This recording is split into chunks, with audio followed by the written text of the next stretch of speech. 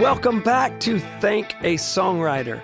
My name is Rusty Gaston. I am the CEO of Sony Music Publishing Nashville. This is our opportunity to have Hall of Fame conversations with some of the most successful songwriters in Nashville and beyond.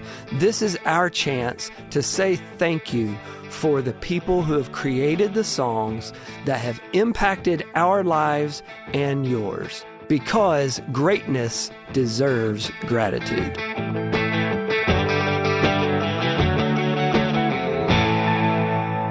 All right, guys, welcome to Thank a Songwriter podcast. We are so glad you are here with us today. We started this podcast to try to capture legendary conversations with some of the most amazing creators of Music Row history, and that leads us to the Warren Brothers. Everybody else's book. We couldn't find any of those people, so. But on this day at this time, it's you guys. Us. Yes. Yes. We made it. Tell us, we want to hear about your Music Row songwriting journey, because you guys are incredible artists. You are two of the most heartfelt guys on Music Row.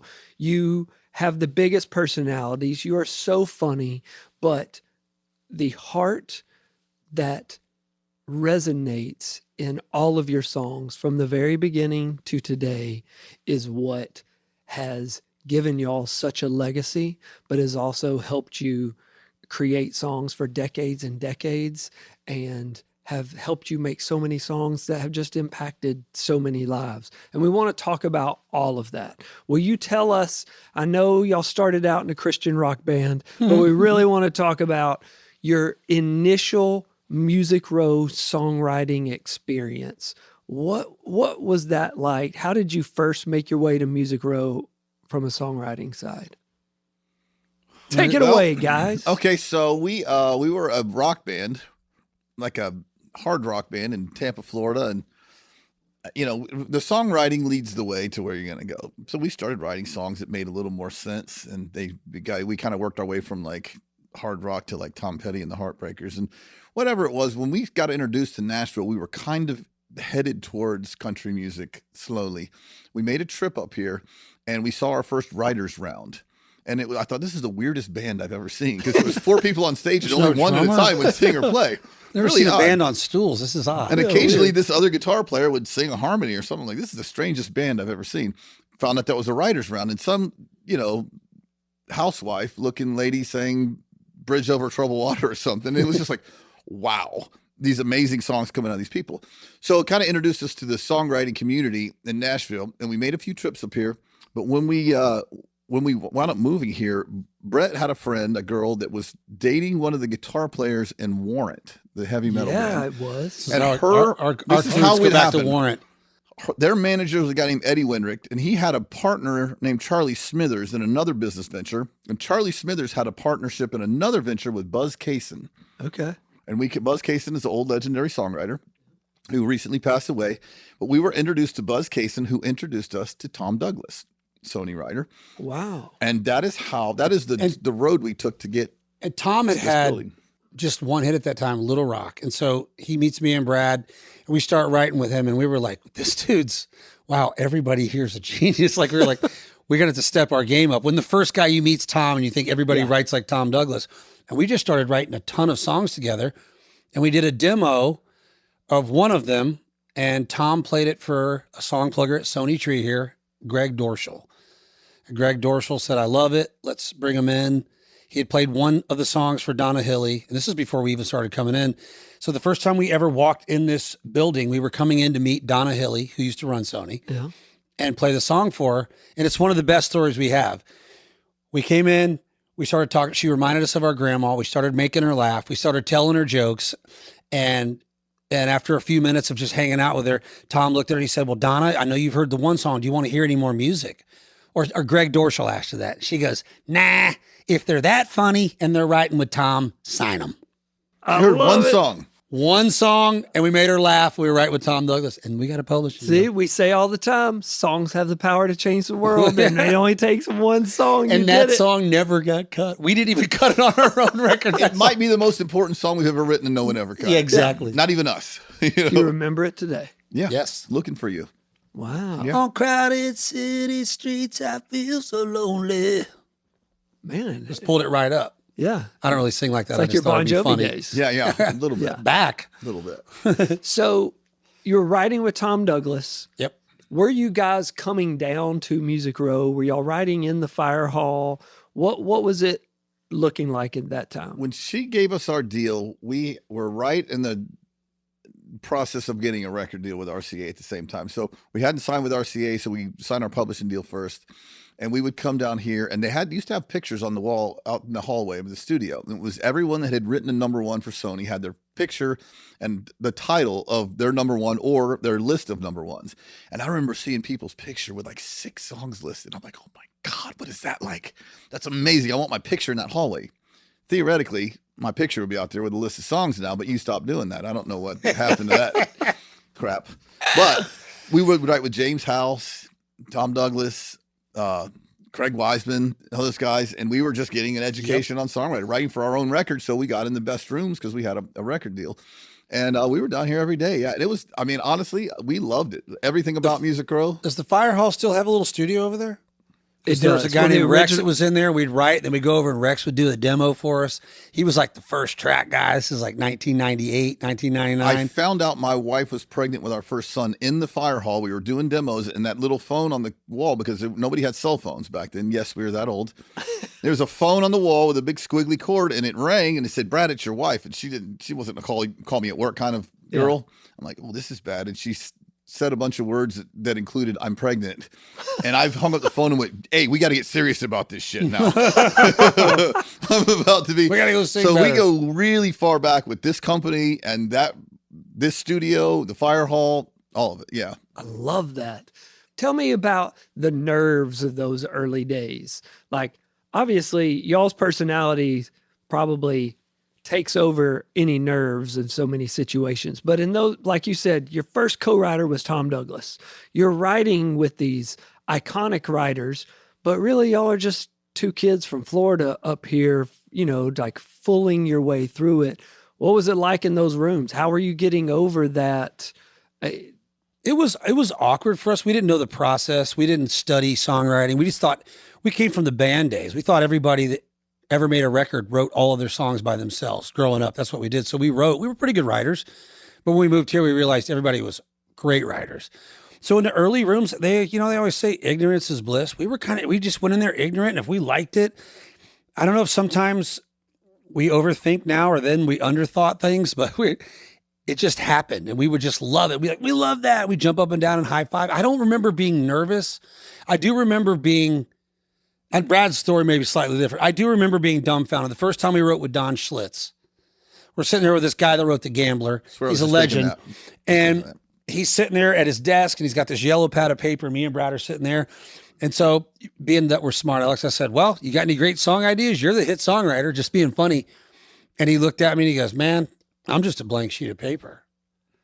And I was smart enough to go, Brad's, "That's a song." well, he That was one of just our first- really started writing some stuff down. He stood up and he started singing this lyric, "I'm just a blank sheet of paper." And about halfway through the first verse, he goes, "Boys, pick up your guitars. We're on to something."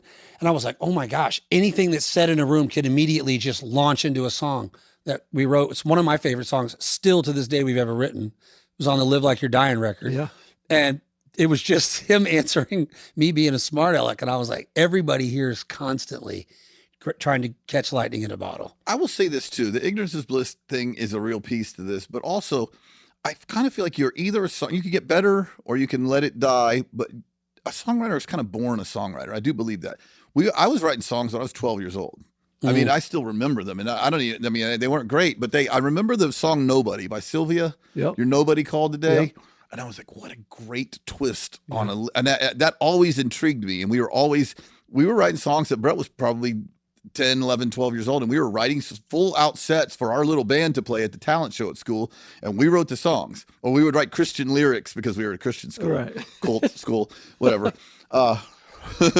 I mean, I don't know. You gotta hear. You remember the song by Eric Clapton, "Cocaine"? Da-na-na-na. We got suspended for playing that in chapel. All we did was play the guitar riff. We got didn't sing the suspended. We were words. Like, hey, But the chords must have been so demonic that we got in Right. school suspension for playing.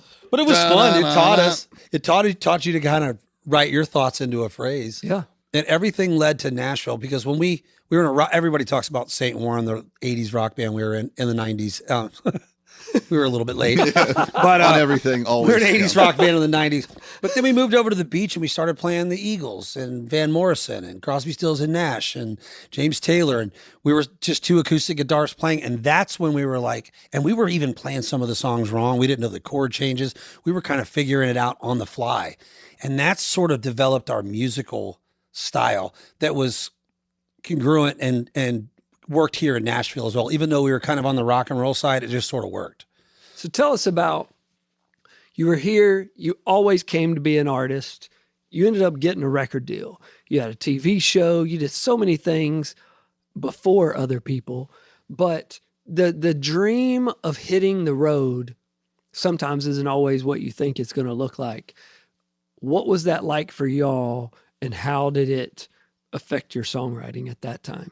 Well, our dream looked exactly like what it became for us for the first few years, which was drugs and alcohol and complete Partying, have mayhem. a driver and a bus. And that led us to become songwriters, Yeah. literally, because the songwriting was always important to us. But when we went through that stage, that many stages or whatever, and when we got sober, which was inevitable, thank God, we kind of realized that we were songwriters. And, maybe I'm not the guy, maybe I'm the guy behind the guy.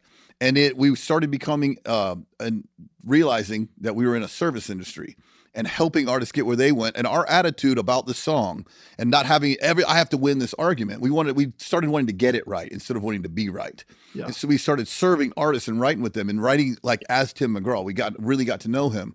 And we've had almost 40 Tim McGraw cuts now because we got in his head and started to know him. And that getting sober was the best thing that ever happened to our songwriting because we started serving instead of trying to get our way and talk about what badasses we were or whatever. And that was kind of an amazing piece to it. And the logistical side about your actual question was, how did the road affect it? We were pretty hard, even though we were crazy and wild. When we came home from the road, we still got up the days we weren't, came in and started writing. If we weren't on the road or on a bus or on an airplane, we didn't write a lot on the road out there. We might have an idea or something, but as soon as we got home, we came in and just started grinding because we were so happy to be in the music business and have a monthly paycheck and not have to play 4 hours of covers 5 nights a week just to make rent. Like, it really did change our life back then. I mean, a pub deal was like everything. And some years we've written more, but in 28 years, is that right? 28 close, years, yeah. something like that. Yeah, it's 1998 we started. In 28 years, we have never written less than 50 or 60 songs in a year. Now, there have been years we've written 120 songs or something, which actually wound up being the least productive years. But we have never written less than 50 or 60 songs in that 28 years. So if you count that, it's a lot of songs. We just never stopped. We take breaks. Some girl asked me the other day, do you guys ever burn out? I'm like, oh, all the time. We burn out, we relight the fuse, we burn out, we're all doing that. It comes back to, I think in commercial songwriting specifically, there is such an element of you win by perspiration, not necessarily inspiration. And it seems like y'all's songwriting career have thrived by that perspiration. Like y'all just never stop. We always say inspiration needs to find you working already.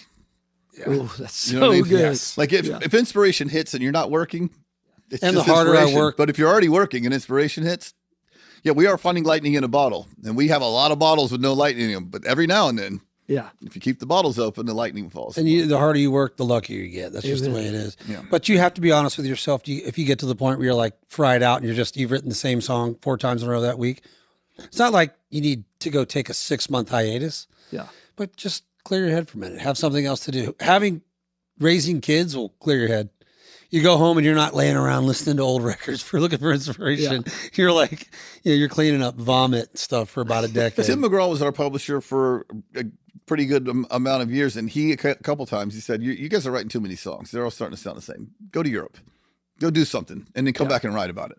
Like, go live some life. And actually, it was great advice at the time because we were just showing up every day, 5 days a week. And we started putting in the space. More songs is just more songs. And you do need to be working, but you also have to allow time for life to happen so that you can have something to write about instead of just writing the same thing over and over. Yeah. There's a balance. I Is that recognize the wrong message we're sending to the young you're kids? great. everyone's This got is their own perfect. thing. I always say, balance is the key. And I recognize balance as I'm swinging past it often. The thing you said a minute ago, I think is one of the best quotes I've ever heard. and you were talking about you started writing not to make yourself right. You started writing to what was exactly? I know we stopped wanting to be right and started wanting to get it right. Yes. Correct. That right there is an entire novel in itself about it really is a career. And the other thing, we had that saying, and there was a, I'm not trying to be right. I want to get it right.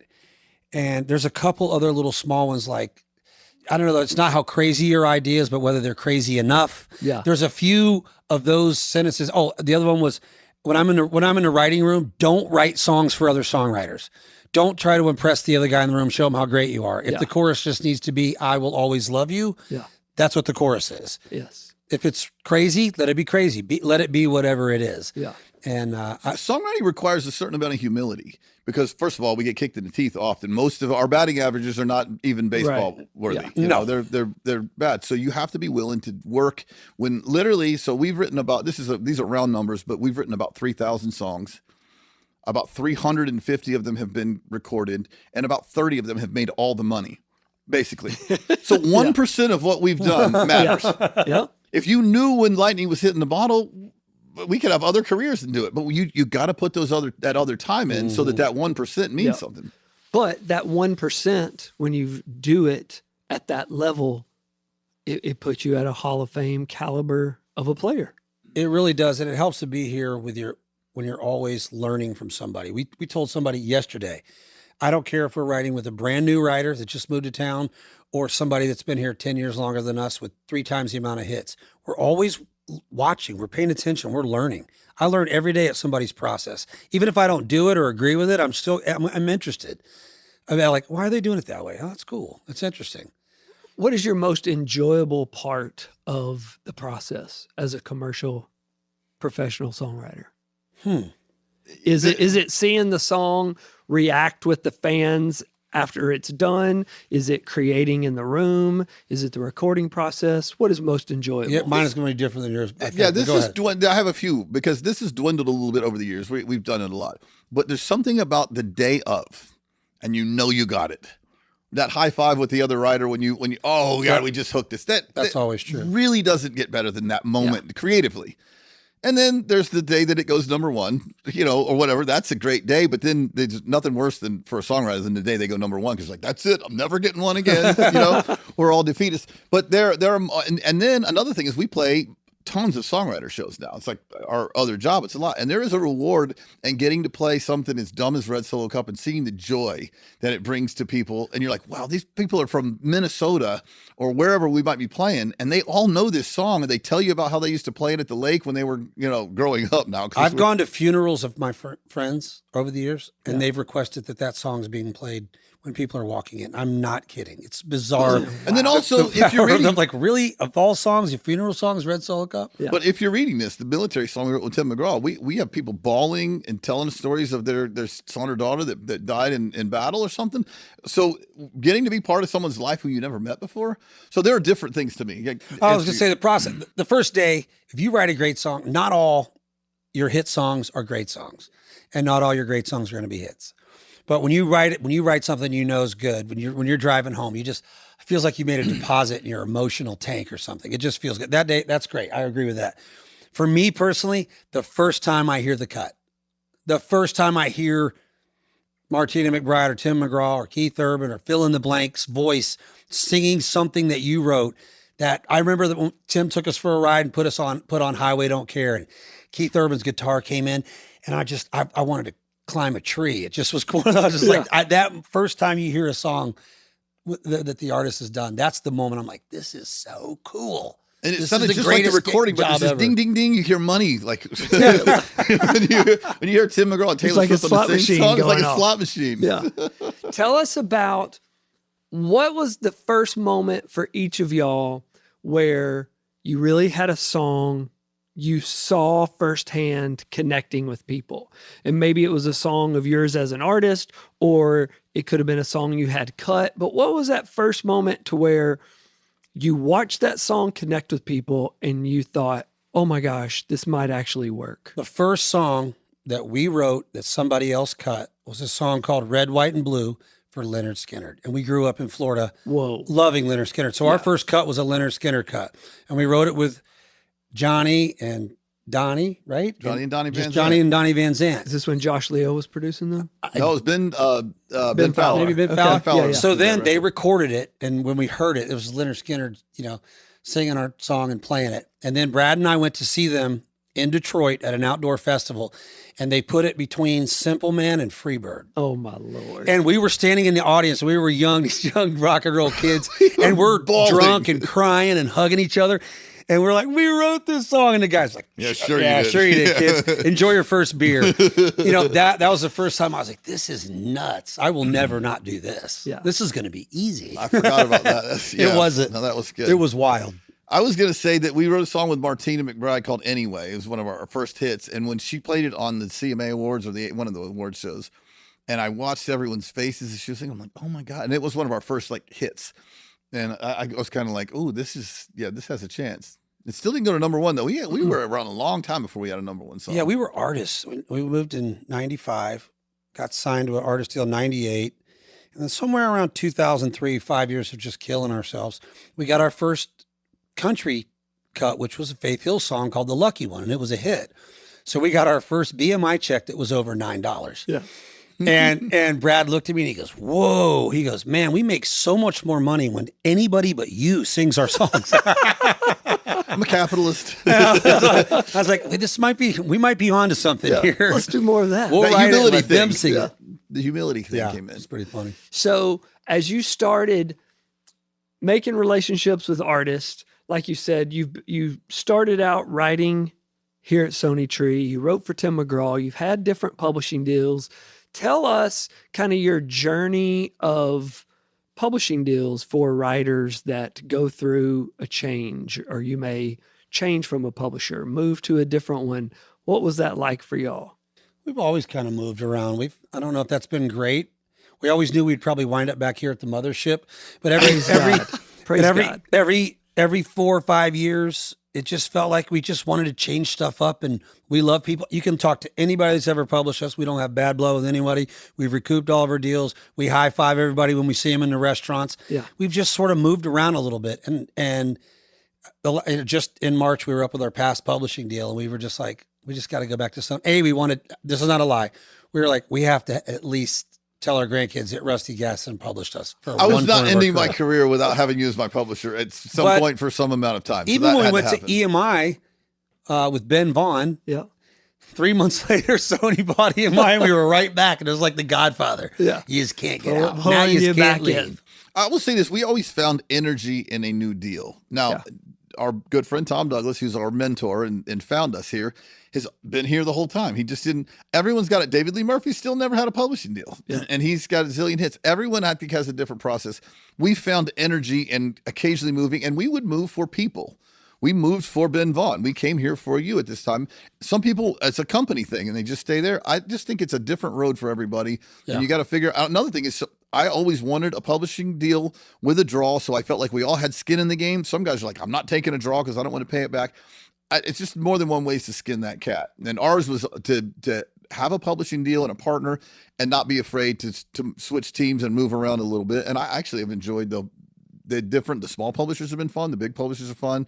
And at the end of the day, it comes down to the songs. You write the right song. It doesn't matter who your publisher is. Well, this is interesting because like you brought up kind of publishing deals, the money, different ways you can do it.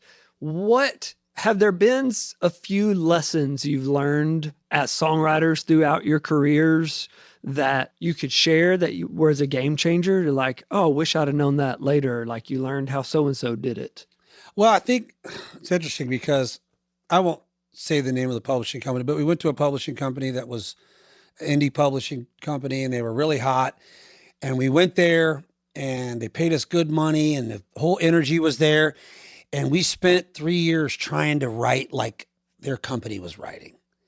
And there's just, the old saying of King David put Saul's armor on to go fight Goliath, and he looked like a little kid in a man's football uniform. Yeah.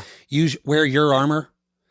And me and Brad sat down. We were like, dude, we've been spending 3 years trying to be that because it was successful and worked. And we've left what it is that we do that's great. Not that you don't bend in this industry and change. We've seen bro country come and go and kind of come back, and 90s country's back. It's like we've seen things come and go. You got to be able to sway and bend, but don't ever change who you are because something else is working. And for about 2 years, we both agreed we were going to give that a shot, and it didn't work. And we were like, we will never leave what it is that we really do again. And if that means we have some lean years, so be it. That's what we bring to the table. That's so And that's, good. I don't know if that helps anybody else, but for us, it was a big lesson to learn because we had a number one in that company early on, and then it was like nothing for a minute. And it was kind of weird for the first time in a while. And it was like we were really trying to be somebody else as opposed to just being who we were. And another, to follow that, our track record says that the really, really country stuff, we've written some really country songs. None of them have been hits.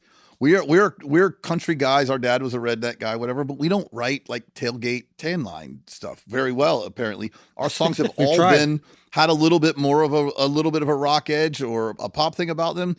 It has led the way. Now, there's a lot of guys with way more hits than us, but we've had a song on the chart in the 90s, in the 2000s, in the 2010s, and the 2020s.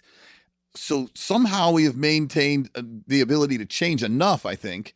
But you do have to kind of maintain the core of who you are, because if you're not a special songwriter like on your own, then I heard a guy talking about being in the right rooms over and over. I'm like, man, you got to be the right room. You can't try to get in the right room, be the right room. It, and so the service industry thing, being in the right room, I mean, I hope we're still growing.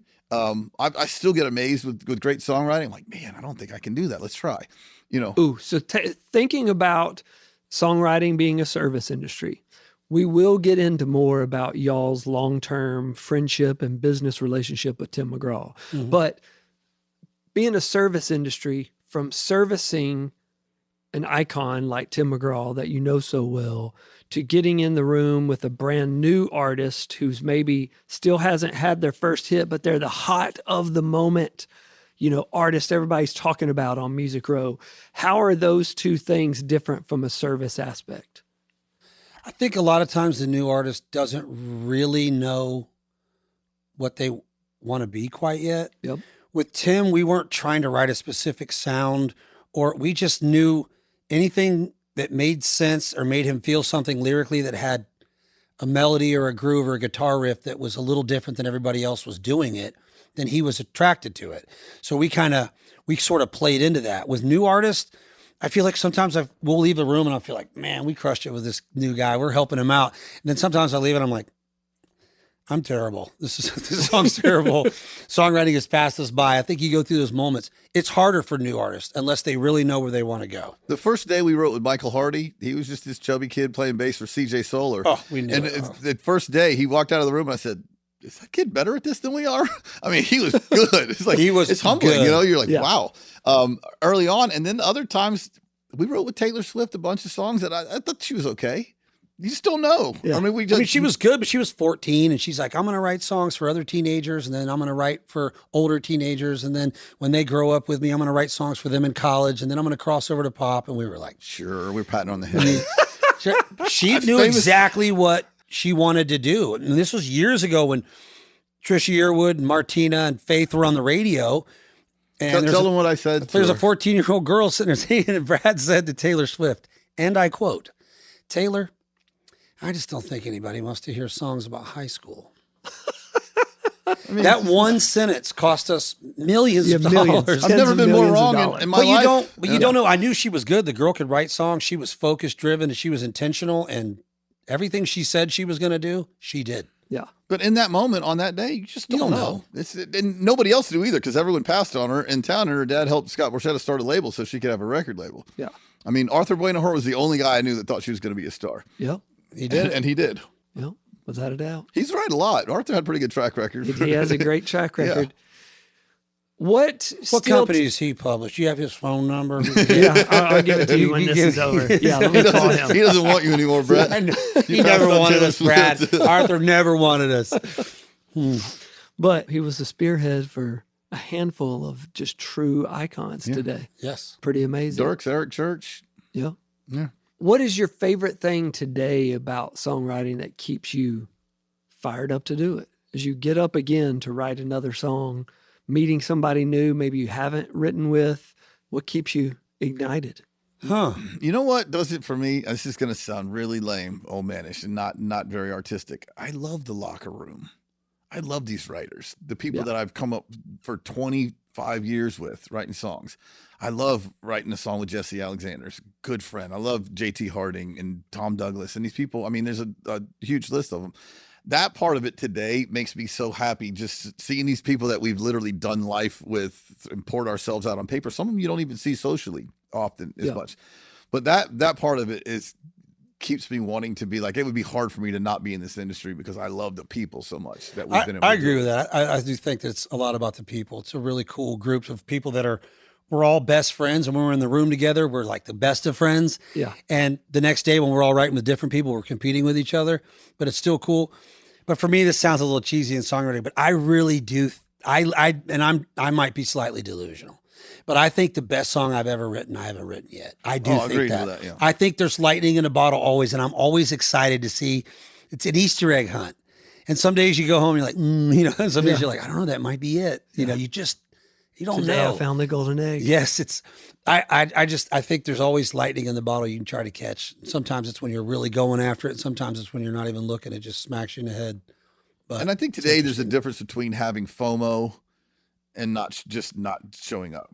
Like we need to be present, but I don't have FOMO anymore. I'm like, I can live my life while I'm doing this. There's a time when every second of every day was spent worrying about, am I missing a song? Are we not on this record? And I'm glad to say, as a guy in his 50s, that doesn't totally drive me anymore. But what drives me is what he said. Yeah, I still think the best song that we've written is, and we may have even written it, but it's not been cut yet or whatever. No, your best work is ahead of you. There's no doubt, because it's destiny. Well, I think we're better at it than we've ever been right now. I think we're better at this craft than we've ever been. And sometimes you're so much better at it that it's like you can get too clinical, and I've got this figured out, and this is the way we're going to do it, and it's got to feel like this and sound like this. And then sometimes the days you're too tired to care, and it just falls out of you, and you're like, oh, that's great. Well, and I think what I love about songwriting so much is there's an element of this that's pure magic. It's magic. It's just magic. You go into these rooms, like you said, 1% of your songs have made all the money in your career. But I think for the average listener, they would listen to hundreds, thousands of these other songs you've written, and you can't poke a hole in them. There's absolutely nothing wrong with them, but you just know, okay, it just doesn't have the magic. But those days when that magic happens, that's what you live for. How has that magic changed over the 2.5 decades you've done it? Or has that magic changed? Have you ever tried to chase what you thought the magic was to realize it wasn't that? Oh yeah, we've definitely tried chasing. I would say a friend of ours from Tampa, Florida, where we were from 35 years ago before we left, he said, one thing I love about the Warren brothers, this is before we moved, he said, if something ain't working for them, they don't stick with it long. Not like we jump ship and quit early, but it was just like, if we start fishing in this corner of the pond and it's pretty obvious there's no fish in there, we're not just going to blindly keep fishing there. We just alter. What's changed is I do think there was a time when the best song won and everybody in town was looking for the best song. They didn't care who wrote it. Yeah. And then we went through a phase where everybody had to, especially there was an artist, had to be a writer on it. And a lot of times it made it better. A lot of times it would have been the same. A lot of times maybe not as good. I don't know. But it just, everybody's focus just sort of shifted and changed. I think lyrically, it's starting to come back. For a while, the lyrics didn't matter that much. It was, what's the groove and the production sound like and the melody. And that's cool. That's part of it. That's what a generation wants. That's what they're going after. For us, or me, I like it when it's all there. The lyric and the melody and the production, all of it. Like the lyrics got to be solid. It can't just be. And if you mean what's changed for us personally, it's like Tom Brady's first Super Bowl and his 7th Super Bowl win. I mean, the 7th one, he had to expect it a little more. Yeah. The newness of those first hits is like, we had a number 72 party when our first song went to number 72 on Billboard. We couldn't believe that our name was in the Billboard magazine in print back. That's how old we are. But we saw our song at 72. We're like, oh my God. Well, when you've had a few number ones, it's not as big a deal, but it's less excitement the older you get or the further along you've been, but it's more gratitude. More I'm grateful grateful, for yeah. every little thing. Brett and I have spent half of our life standing in a breezeway or a room or something holding guitar cases or an airplane line or something. And we used to say, how long are we going to have to do this? And now we say, how long are we going to get to do this? Yep. Amen. Just That's the the gratitude change. for being It able makes to it do great. it. And it gets rid of some of that FOMO. It's like, man, we still get to do this. It's amazing that we still get to do this. We played last night for 30 executives from ExxonMobil, and we had a blast. It was awesome. It was funny. We were making them laugh. We were playing songs. We had a And we got Q&A. paid twice as much as our whole band used to make when we had a record Yeah, deal. exactly. You know what I mean? And we were leaving. I was like, we were driving out in my truck. We were at Opryland Hotel at one of the ballrooms. You know, I'm like, man, I hope we get to do this forever until I cannot physically carry this guitar anymore. Yeah, we got to keep doing this. It's Like, I want to play at Brett's funeral.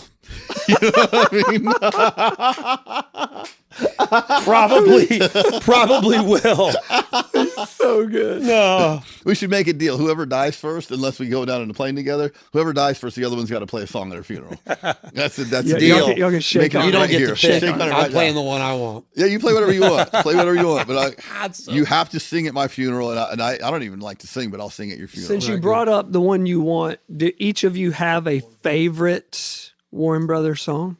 You mean want something we've written or what? Yeah, something as an yeah. artist? Something y'all have written. Do each of you have a favorite so far? You know, it's hard to block out the money that a song has made or the success it's had or the song If You're Reading This that we wrote with Tim McGraw has seemed to have the most emotional impact on people. And so for that reason, it's very special to us. I kind of look at that. And then being the dumbest thing we've ever written, Red Solo Cup also is the song that everyone knows, even if they don't listen to country music. So Man, I'm gonna say there's a song and it's called Between the River and Me. And it's just weird, minor, grooving, rock and roll story song. Me and Brad and Brett Beavers wrote it. Tim cut it. I mean, it's 25 years old. It's about this kid whose stepfather abuses him and he goes and takes him down to the river and drowns him. And it's just light rock. yeah. at the time, rock. it was way out there. People are like, "Did you hear that Hardy song, Wait in the Truck?" And I was like, "Man, we were wrote killing that people 20 years ago." 25 years ago with songs. That ain't that big of a deal." No, I love that song. We had 3 songs on one Tim McGraw record about death. You know, we were all at a stage. I don't know what was going on there. Oh, it's too funny. Tell us about your very first number one, hearing that on the radio, seeing, because you mentioned y'all had a number 72 party. Oh, yeah. When you had your first number one party, when you did it, I want to know about the feeling. I want to know the moment that it was everything you thought it was. And I also want to know about the moment when you thought, this is it. It's a little weird for us because our first number one came after we had already had a nomination for Song of the Year at CMAs, anyway, for Martina, a Grammy nomination for If You're Reading This with Tim, and we still hadn't ever written a number one. Yeah. We'd had a few three top fives, but we never had a number one. So by the time we got the number one, we were like, it's about time. Yeah. That was the feeling. Wasn't it a little The bit? Jim Carrey. Yeah. I can't believe this took so long. Yeah, Dirk Bentley, Feel That Fire. Yeah, it was Yeah. Dirk's Bentley Feel. I do remember Dirks would send us the weekly promo guy saying, "Oh, we're getting ready to go up in spins here. We're going." We just watched it crawl up the charts.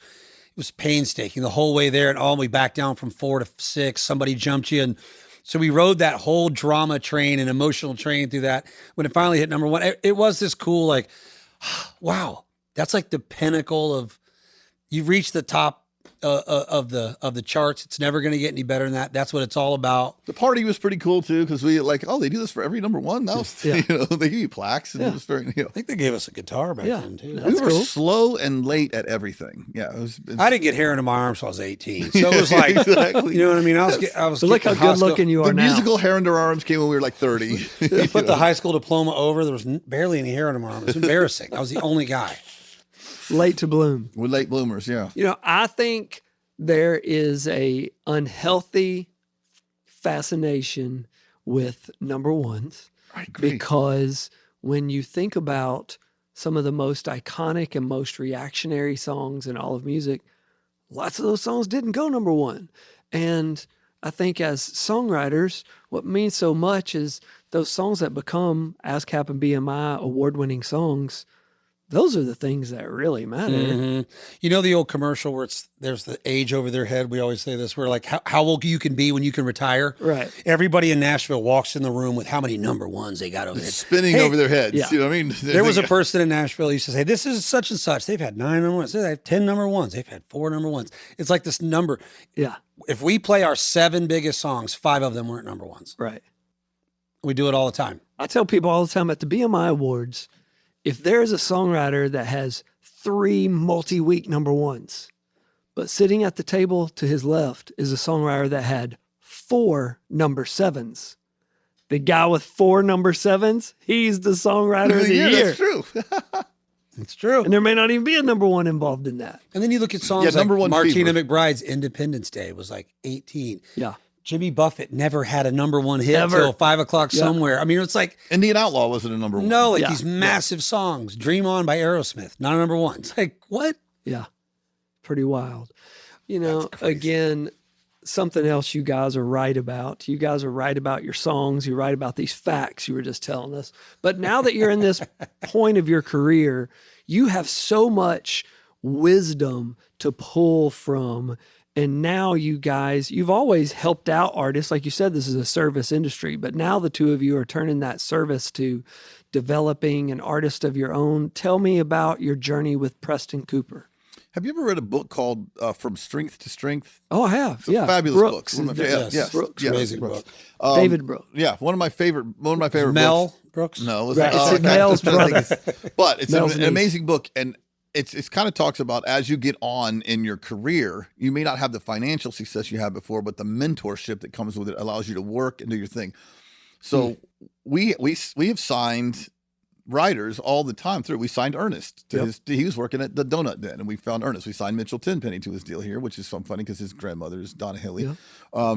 We signed some writers here and there, but you know, you're kind of getting on in years. Life has been very crazy for us in the last decade in a lot of ways. Some good, some really bad, and it's tough. And we were kind of at this place. We're playing these corporate gigs for Songwriter City. Our buddy's got a booking agency. It's amazing. We love doing it. We're playing at a Holiday Inn in Toledo, Ohio. There's some kid playing before us during the dinner, and then we do our dog and pony show after the dinner. And this kid starts singing, and we're like, holy cow, listen to this kid sing. So we sat there and watched him sing for 30 minutes, and he sounded like Chris Stapleton and Chris Cornell had a baby. And we were smitten. And I mean, this kid was green as he's 19 years old, and I mean, just never couldn't spell write a song. And we told our booking agent to make sure we met him before he left, and we invited him to Nashville, and we wrote a couple songs with him. Anyway, this kid's name is Preston Cooper, and we brought him here. And he stayed at our homes a few times, and he wound up moving here. And we've written 60, 70 songs with this kid. And Brett produced his first record, and we signed him to Big Machine. And we're part of the record deal. We're part of his publishing. Brett's producing the record. We've written basically all of his songs. And it has been so fun. And fun may be a lighter word than I should use, but it's been fulfilling to see this from one of the things we haven't done is seen something from the very beginning and just stayed with it through. And this kid is amazing talent, and I'm not sure exactly what's going to happen, but there's what a no blessing way. for him to get to pull from y'all's wisdom, to be able to have y'all's advice every step of the way as he walks into new rooms and he's scared to death and he's dealing with feeling like he's not enough or he has to wear some kind of facade, and he can really have these discussions with you guys to get your wisdom on that. And the cool part, I think about us having years of experience, and Brad can attest to this. When we met him, he was a walking mailman. He walked 9 miles a day delivering mail. That's why he's so skinny. Rain or snow, that's why he's so thin and in Nobody's shape. proud Yeah. of that kid. But he listened. He was like a respectful kid. He was like a hard worker. We knew he was. When we introduced him to Allison Jones, who was the head of A&R at Big Machine, she goes, wait, you were a walking mailman? She goes, I can't get my son to go get the mail, the mailbox. Like, it was so funny. Like, she wanted to sign him just because of his work ethic. So we knew all of the little things that they're not like just sheer musical talent. He had all the little pieces, and it's been rewarding to watch him just sort of grow. And he went on the road last year with Cameron Marlowe and Riley Green, and it's hard. It's hard going from the start all the way through. It's a lot. It's a lot more than people think. Yep. But he's tough, and He has such an incredible voice. He's got really a does. a Amazing tremendous road ahead of him, and And He had never all been of on the- an airplane when we met him. Never been on an airplane. No way. The first flight he ever took, I took him to Hawaii to do a songwriter festival. He sat on the window seat, and he said he didn't know the wings could bend, and he was afraid they were going to break. So for 8 hours from Dallas to Hawaii, he watched the wing bounce. He just He sat sat there and watched the wing. I for couldn't 8 get him to hours turn the straight. TV on. And he said, yeah, I upgraded at the last minute, went to first class, and he said, "You're ditching me back here." I said, "Man, I put a lot of years back here. You just enjoy yourself. Watch Hang that on, wing you're for gonna 8 like hours." it. So, guys, there is a new phenomenon going on for hit songwriters like yourself, and you referenced this earlier, but the idea of these corporate shows, and like you talked about coming to Nashville 28 years ago and seeing your first writers round, it is such a unique Nashville-only experience to go into a room, see songwriters tell stories of these iconic songs, and then blow you away with a rendition that sometimes many listeners will tell you, well, that's even better than the version that was on the radio. But now for writers at your success level, it's almost like you have a second career playing these corporate shows. So tell us, you just mentioned you played something for Exxon yesterday. Well, what do those things look like for you? Well, it's a guy named Mike Severson who used to work in the record industry. He was a promo guy, and he started this company 10 years ago. And I met him at this Bible study, and I gave him a few phone numbers of dudes that have had a couple of evergreens that do these writers' nights, and we started building it. And I think Brad and I played 10 the first year, and then every time we'd do a show, another corporation would hire us. So we did 20 the next year, and it just kept growing and growing. And these people, when you play a corporate event, you're playing for finance guys or lawyers or ExxonMobil people, big business people. They've got money. They've seen Bruno Mars. They've seen Tim McGraw and Kenny Chesney. They want to experience something. They want to look behind the curtain and see, how did you even meet Toby Keith? And then how did you write that song? And the stories, and every songwriter that we know that we do these with, they're hilarious. They're funny, nice. You laugh, you cry, you get a look behind the scenes, and it's like an authentic thing that you just don't get from a regular show. It's something they didn't know existed before, which is the cool part about that. Like, what you write songs for? Oh, I thought, you just assume the singer wrote the songs. And when they hear it and see that it's something that they've never heard before, it's actually. We've had people come up to us and go, I don't even listen to country music, and I loved tonight. I loved this. It was such an experience. Even if they didn't know the song, right? It was fascinating to hear. It's not just the story behind it. Hey, I wrote this song with such and such, and it's about, like, you sort of go into how you were raised and how it led to that particular idea through years of wherever you came from or how your parents were, and we get to go on the road again, sober. It's been and the songwriters really here in this town, especially the good ones, they're the best storytellers. We play with Lee Miller and Natalie Hemby and Jesse Alexander and, JT Harding and all these people. And I've heard Lee Miller tell the story he tells before. You should have seen it in color 150 times. And I love it every time. Yeah. I could almost recite it, and it's that good. Get you it's every just time. It's so just good. great. Yeah. So good. Yeah. It's so interesting. So for those brand new dreamers coming to town today, what would you tell them, pulling from your wisdom, to encourage them to chase their dreams down? I will say this. If you don't have to do this, just do something else. Do it as a hobby. I mean, if the ones that are driven, if you're going to do this anyway, come on, just jump in the pool and let's try to learn how to swim. But if you don't have to do it, it's just not a great career choice. If it's not something, we were going to do this. Come hell or high water, we always said, if you have something to fall back on, you will. We just didn't have anything to fall back on. We were talking about it yesterday. Brett and I was probably 20. He was 18 years old. We sold everything we owned, which wasn't much, and put the little bit of furniture we had at our parents' garage and went on a month-long tour with a band called Mother's Finest in an RV so that we could go on tour with our band. We made just enough money to gas that RV up, pay for it, and eat some peanut butter ramen noodles. sandwiches. And that is one of the best, worst decisions we've ever made. Yeah. If you're willing to do that, welcome. Then if you you're should not, this is probably the wrong job for you. I'm not eating nails anymore, but we ate a lot of nails to get to this place. It's just one of those things. And I think if you're committed to it and it's what you're supposed to do, it'll happen. Tom Douglas always says, if you do something good enough, they'll find a way to pay you for it. Amen. I always say there's two rules. Number one, you got to write something that somebody else likes. Yeah. And number two, just completely be yourself.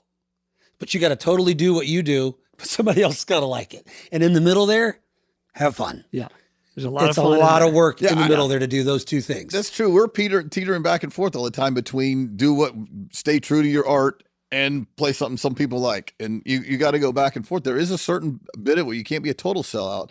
Every now and then you got to be an artist about it. But for the most part, if you keep doing what you like and no one else likes it, you're probably not going to make a living doing this. Well, I feel like I've preached my whole career of this equation of love plus fun equals success. And the idea is if you do what you absolutely love with the people you love and you add in a lot of fun, the only possible outcome is success. And you guys kind of referenced that a minute ago, talking about one of your old publishing deals, like, hey, this one over here, you may not have had a hit in. This one you did have a hit in, but they were all recouped. They're all successful.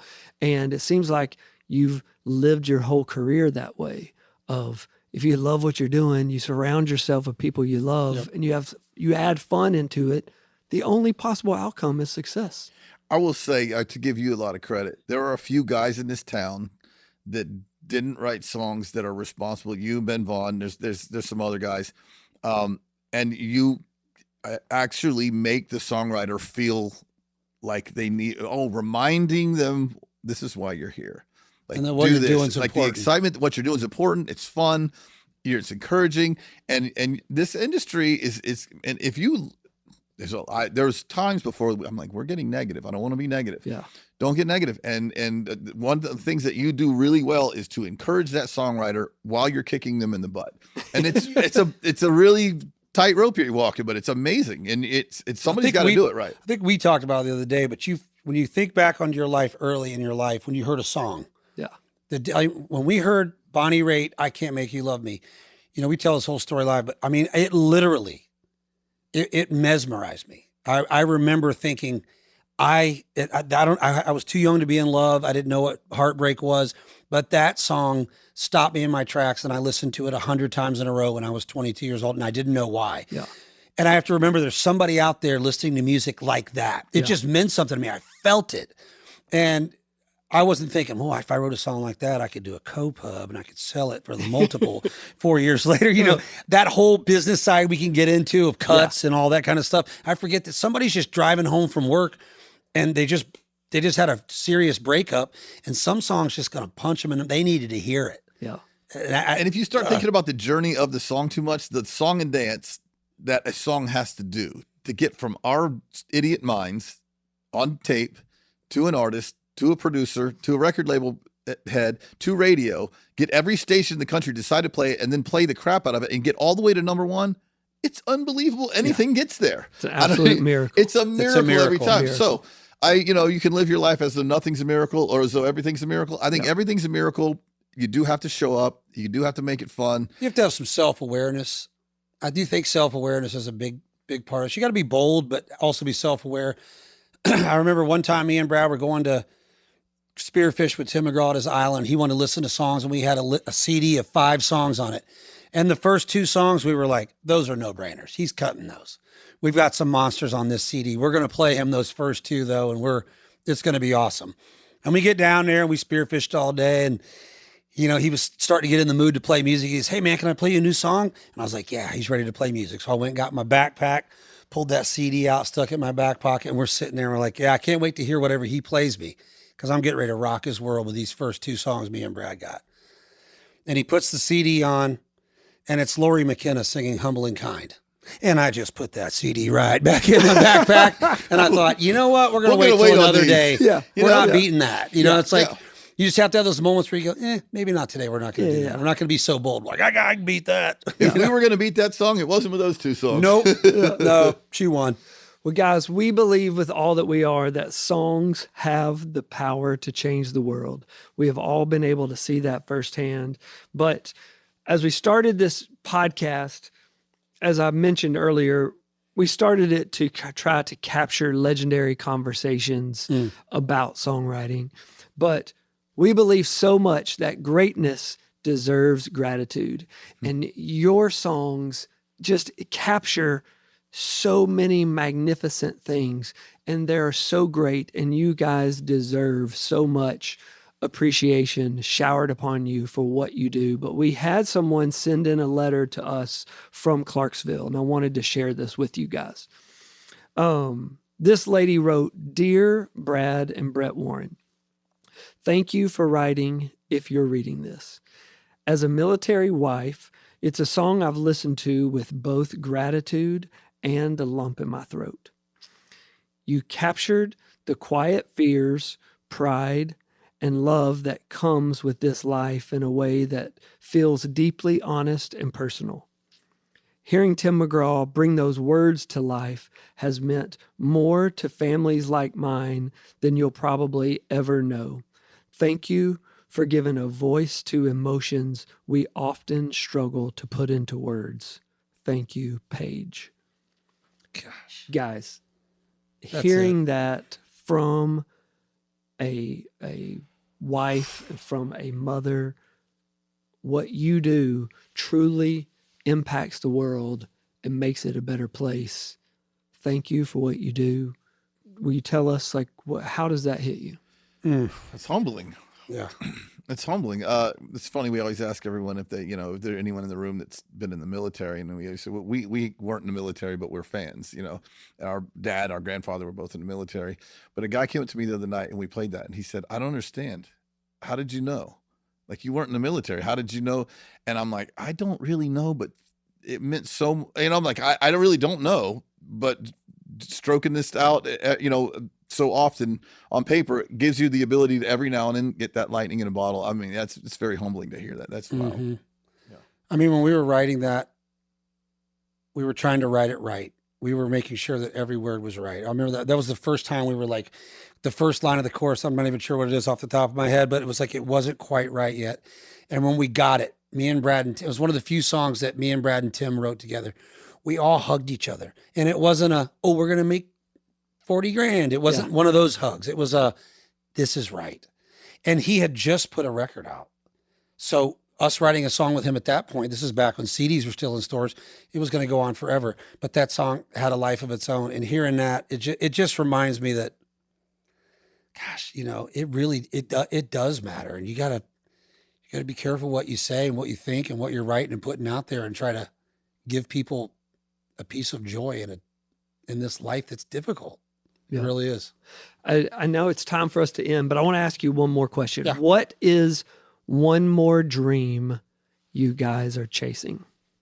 I'd like to see this artist that we've developed from the very beginning. I'd like to see him become the legend he was meant to be. That is certainly something. We've never found anything from the very beginning and walked it across the finish line. I'd like to do that. But you know what? My son's in the music business now, my youngest son, and just getting to do it with him is, there's just little things now. I mean, different.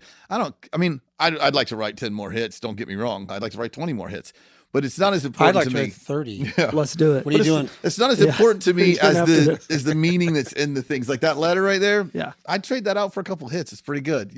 As you move on, I'd like to walk Preston Cooper across the finish line, or maybe a couple of guys doing that. But it's the day-to-day. How do you approach this? What do you mean to the other people? I want to mentor the other songwriters, maybe in life as much as in songwriting. Yeah. Like, hey, we had a rough road to get into, to be responsible, good husbands and fathers. If we can help some guys get through the things that we've been through, or help them maybe avoid the pitfalls that we went into, that's as important to me now for the health of the music business and what we're putting out there as the accolades are at this moment. Yeah, there's not a moment. I mean, yeah, anything that would be cool. Songwriters Hall of Fame, all of those things, you hear all those things thrown around. We've always, from the get-go, talked about one thing more than any other award ever, and that was longevity. We wanted longevity. And I think when you do good work the right way with the right attitude, you get that. So my goal is to keep getting the goal I've already gotten, which is to still be, for a young artist. Set another still goal, write with man. You're us. right. Yeah. We got longevity. We should have said 50 number one. I should have said something. I should have said it a little higher. Man, God, we should have made another Mine goal. was a number 72 party, and that was years ago. Yeah. No, I want to keep loving coming to work. And there was a few years, about 5 years ago, there was one of those, why am I still doing this? And if you forget the why, if you forget that, it can get old fast. Yeah. It's because people always hear about the big songs you write. They don't hear about the thousands of other ones you wrote that got pushed to the side, or Yeah. were sitting on a CD when Humble and Kind was played. You know, Yeah. they don't hear about those. So yeah, just that moment of just knowing you're making great music for a long time. Well, being in guys, the mix of it. both of you are an absolute light on Music Row. Oh, Your thank you. journey is so special. Y'all bring so much hope into every room. You bring laughter into every room. You challenge the status quo of every room. You are amazing songwriters, and we are incredibly grateful that you give thanks, us guys. the chance to champion you, inspire you, promote you guys to do your best work, because I know for a fact your best work is still ahead of you. And thank you for being here today. God bless you guys. We will love you. Love you. You're You're a the best. legend, Rusty. Thank you for having us. We really are. Feel like this is a great completion to our career. We always wanted you to be our publisher. I It's appreciate not you. over. It's not over, guys. I Hold will, on. I will leave you with one funny I mean, joke. 10 years of this. You know what I mean? One funny joke my dad told us before he passed away. He said, and he was dead serious when he said it, which makes it He was even a funny funnier. guy, but Yeah. he was funny. He goes, boys, he pulled us to the side and he goes, don't quit being funny. You don't sing good enough. And thank you for listening to Thank a Songwriter, where we honor the songwriters who have written songs that have impacted our lives. Be sure to follow us at Sony Music Pub in Nashville. Send us your thank you notes, and the next time you listen to a song that impacts your life, be sure to thank a songwriter.